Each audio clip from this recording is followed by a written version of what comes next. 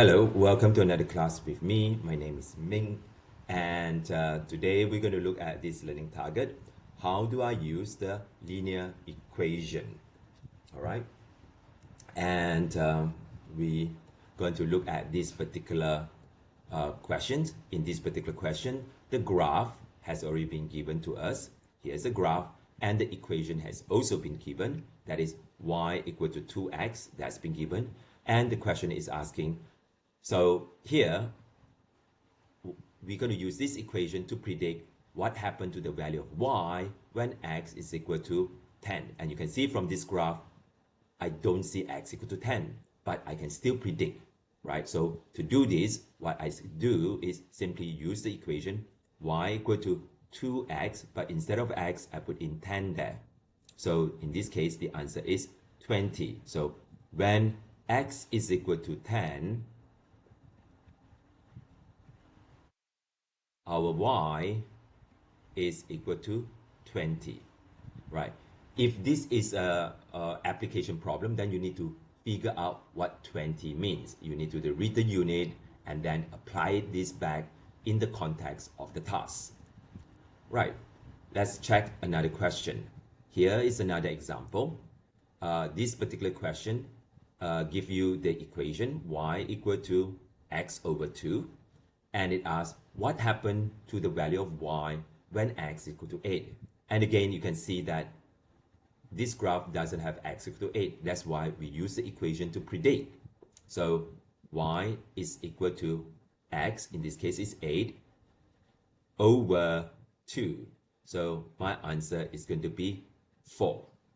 So if this is done correctly, then that is when x is equal to 8, then y is equal to 4. All right, simple enough, isn't it? Okay, now I'd like you to try this particular question. Please read the question carefully. It says that x value when y is equal to 4.5. Try this out on your notebook, and when you are ready, you can restart the video. Okay, welcome back. So this question is a bit tricky because it said y is equal to 4.5. What happened to the value of x when y equal to 4.5? So what we're going to do is that we use the given data. 4.5 is equal to 2x. Right now, I just have to figure out what x is. So x is equal to 4.5 divided by 2. So in this case, x is equal to 2.25 or 2.25. So we can check this to see whether this is true or not. So to do this, I'm going to check 4.5 is here, right? 4.5, I go across, and this is what I see, all right? Going across, and then from 4.5, I go down, all right? And you can see that, all right, let me do this thing correctly, right? If I extend this thing down, you will see that this is somewhere here. That's the graph. So what value am I looking at this now? Here is the halfway point. So that is 2.5. Then this is half of 2.5. So this must be 2.25.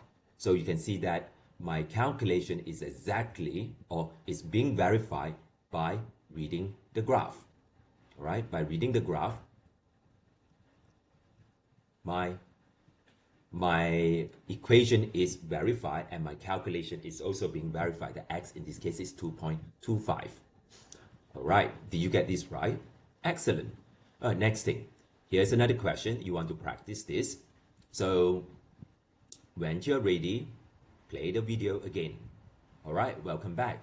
So here's the equation, right? Y is equal to x squared. So I'm going to put this thing here.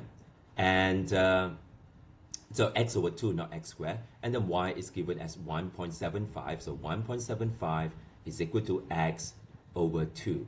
And how much is x? Well, x is equal to 2 times 1.75 equal to x.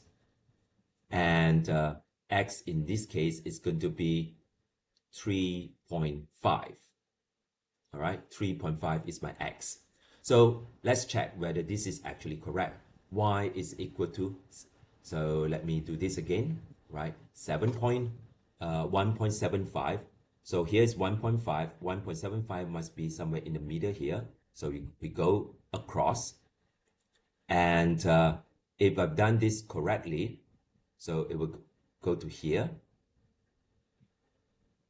All right. And then from there, we will move down. And you can see that in this case, the answer is exactly 3.5, right in the middle, right? 3.5. And 3.5 over here, and here is 1.5, and here is 1.75. All right, so this is what you would do. All right, so that's it, folks. Thank you very much, and that's all.